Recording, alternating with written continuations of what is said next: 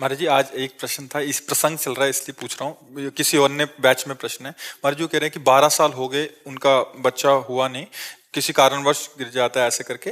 तो कह रहे हैं कि बहुत सारे लोग उनको ताने मार रहे हैं कि अपने पति की दूसरी शादी करा दो। कह रहे मेरा मन इतना व्यथित हो गया है कि मैं डिप्रेशन में जा रही हूँ कि बच्चा आएगा तो मतलब दूसरी शादी कर दूं। हाँ, ऐसा भी संसार मान्यताएं बहुत संसार सारी। तो देखो बहुत विचित्र कोटि का है। संसार की तो सलाहें बहुत अलग अलग कोटि की हैं, बहुत अलग अलग कोटि की हैं। संसार की सलाह न माने तस्मात् शास्त्रम प्रमाणम ते कार्याकार्य व्यवस्थितो।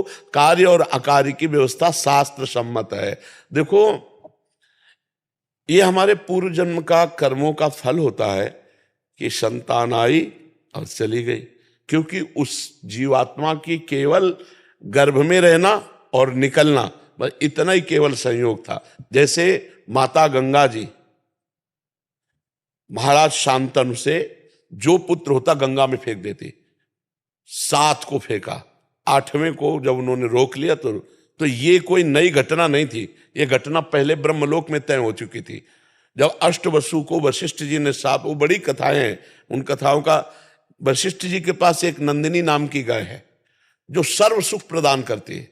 मतलब जो आप चाहो, जैसे कल्पतरु तैसे वो कामधेनु, जो चाहो आप वो दे दे, और उसका दूध पीने वाला अमर हो जाता है। तो 8 वसु जा रहे थे, उनकी पत्नी एक के साथ थी। तो उन्होंने कहा ये बहुत सुंदर गाय, बोले तो कामधेनु गाय है। कामधेनु की महिमा बताई तो प्रलोभित हो गई, और उसने कहा मृत्यु लोक में मेरी एक सखी है, इस गाय का अपहरण कर लो, इसका दूध पिलाएंगे तो अमर हो जाएगी। वो गाय अपहरण कर ली। थोड़ी देर में वशिष्ठ जी आए। वशिष्ठ जी देखा गाय नहीं, ध्यान के द्वारा देखा तो अष्टवसु लिए जा रहे, वहीं प्रकट हो गए और कहा तुम नीच कर्म किए, देवताओं से भी श्रेष्ठ वसु होकर के एक ब्रह्म ऋषि की गाय चुराई, जाओ तुम मृत्यु लोक को प्राप्त हो। तो 7 चरणों में गिर गए। 8वें की पत्नी ने ये सारा प्लान बनाया था, 8वें सम्मिलित सब थे। तब उन्होंने कहा महाराज मेरी कोई गलती नहीं, मैं केवल 7 था। तो बोले 7 ही जन्मोगे, पर जन्म लेते ही मुक्त हो जाओगे, लेकिन 8वां ये मुक्त नहीं होगा।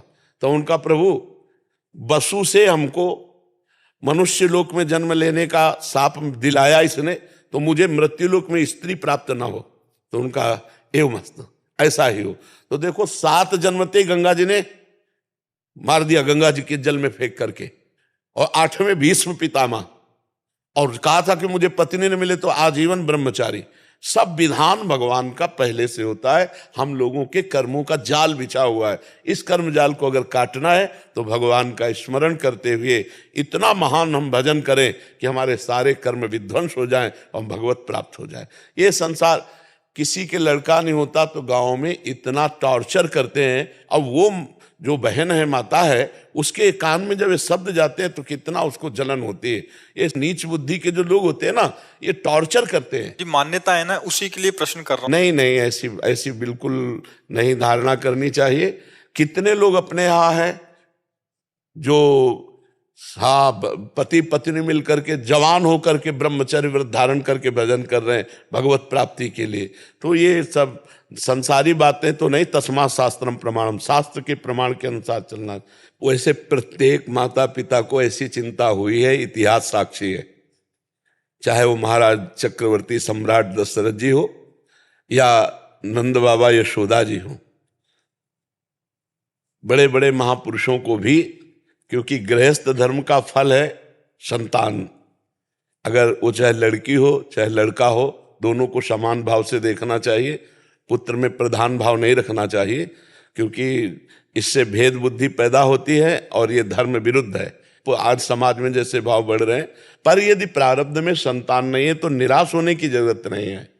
पति पत्नी दोनों फिर आगे चलकर ब्रह्मचर्य नियम ले और सन्यासी की तरह जीवन व्यतीत करते हुए भजन करे तो परम लाभ भगवान की प्राप्ति हो जाएगी।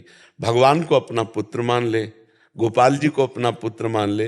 पर गृहस्थी में प्रायः ये आकांक्षा रहती है। श्रीमद् भागवत का प्रारंभ ही इसी से होता है। आत्मदेव नाम के एक ब्राह्मण थे, बहुत समृद्धशाली थे। उनकी पत्नी का नाम था धुंधुली, लेकिन उनके कोई संतान नहीं थी। बहुत उन्होंने दान पुण्य यज्ञ आज्ञा आदि किए, लेकिन संतान नहीं हुई, क्योंकि उनके प्रारब्ध में संतान नहीं थी। तो उन्होंने सोचा कि मैं आत्म कर लेता हूं। इतना संतान में प्रियता बढ़ गई कि वो अपने शरीर को नष्ट करने के लिए जंगल चले गए। जंगल में देखा तो जब कोई धर्मात्मा पुरुष अपना अनिष्ट करना चाहता है तो भगवान किसी न किसी रूप में आ जाते हैं। तो एक सन्यासी के रूप में भगवान पधारे। उन्होंने कहा कि ब्राह्मण तुम क्यों निराश बैठे हो? तो उन्होंने दंडवत किया और कहा संत भगवान हमें संतान चाहिए। बहुत समझाया कि संतान से सुख नहीं है, संतान एक स्वाभाविक अगर प्रारब्धवशात होती है तो अच्छा, लेकिन मैं तुम्हारे भाग्य में देख रहा हूं 7 जन्म तक संतान का योग नहीं है, इसलिए तुम हठ मत करो। उनका संतान या तो या नहीं तो मृत्यु हम ठान कर आए। तो उन्होंने अपने तप बल से एक फल प्रकट किया और कहा जाके अपनी पत्नी को खवा देना, बढ़िया संतान हो जाएगी। तो देखो भाग्य में नहीं था ना, तो उनकी पत्नी को जो दिया उन्होंने जाके अपनी तो उस पत्नी ने सोचा कि यार पेट बढ़ जाएगा, कौन ने 9 महीना भोजन भी सही नहीं हो पाएगा और बड़ी समस्या है। तो उनकी बहन आई हुई थी, तो बहन से कहा कि पति ने दिया है कि फल खा लो तो संतान हो जाए। तो उनका गर्भ हमारे है और अभी इसी महीने में गर्भ हुआ है, तो तुम ये फल गाय को खवा दो और जो संतान होगी वो मैं तुम्हें दूंगी। तुम गर्भ का नाटक करो और तुम हमारे पति को कुछ धन दे देना, तो हम ये कह देंगे हमारी संतान मर गई और ऐसा हो गया। फल गाय को खवा दिया। देखो प्रारब्ध, संतान नहीं होनी ना तो नहीं होनी। अब 9 महीने के बाद वो गर्भ का नाटक करती रही 9 महीने तक, और जब उसके संतान हुई तो रातों रात मंगा लिया और बस आत्मदेव के संतान हुई, बड़ा आनंद मंगल। इधर अभी आनंद मंगल मनाया जा रहा है कि गाय के संतान हुई, कान भर केवल बछड़े के, गऊ के जैसे, और पूरा शरीर मनुष्य का, क्योंकि तब से वो महान ज्ञानी गोकर्ण जी महाराज, और उसका नाम रखा धुंधुली ने अपने नाम से मिलता जुलता धुंधकारी। अब वो जैसी जैसी अवस्था बढ़ी वैसे वैसे वो नीच आचरण करने वाला, छोटे बच्चे खेल रहे हैं उठा के कुएं में डाल देना, फिर चोरी करना, व्यभिचार करना, और इतनी पिटाई की माता पिता दोनों की। तो माता तो पिटने के भय से ऊब करके कुएं में गिर के मर गई। गोकर्ण के हाथ जोड़ा उनके पिताजी ने, कहा बेटा मेरी तो दुर्गति हुई जा रही पुत्र मोह में, इससे तो ये ना होता तो अच्छा था, तो बेटा अब क्या करें? तब उन्होंने कहा कि अब इस समय संसार के राग का त्याग करके एकांत में जाकर भगवान का चिंतन करो।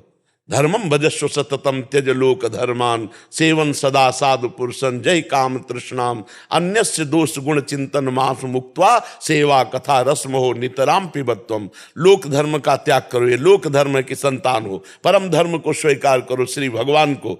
बोले परम धर्म को कैसे स्वीकार करें?